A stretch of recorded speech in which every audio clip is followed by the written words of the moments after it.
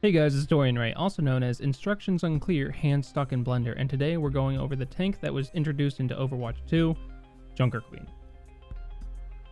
To start off, she's a tank with 425 health. She gets the normal tank passive, getting knocked back less and not giving as much ult charge from damage or healing.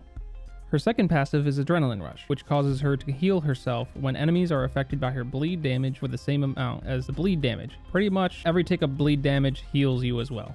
Her abilities play into her passive.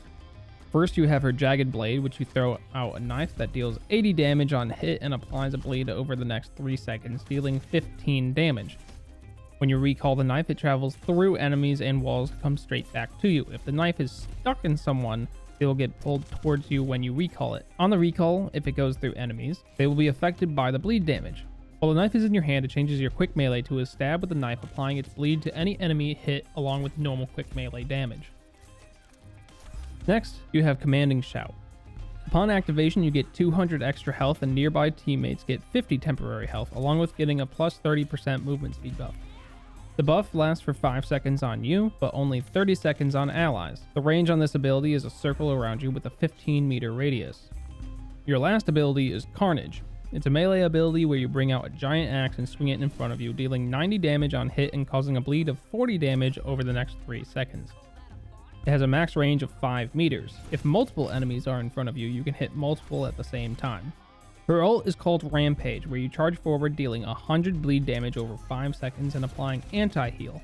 The charge forward has a max range of 25 meters and counts as a melee ability, so it will apply through barriers. Your weapon is a small pump action shotgun that deals 8 damage per pellet and has an effective range of 15 meters. Past that, your damage will start to fall off, so don't try to snipe people with her because you're just going to end up tickling them. If you hit someone in your effective range with a body shot and all your pellets hit, it will deal a total of 80 damage per shot. Junker Queen is a very aggressive tank. All tanks have the same job in Overwatch, which is to make space for your team, and she is very good at taking space.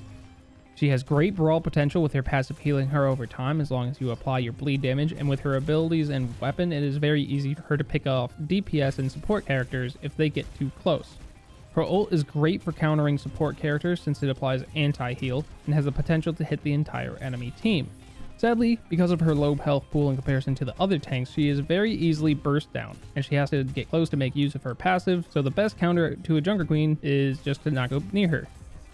As a Junker Queen, it's important to note that brawling the enemy tank isn't the best idea since most of her kill potential comes from quick chains of her abilities, but her abilities have long cooldowns, so it's kind of a one and done trick.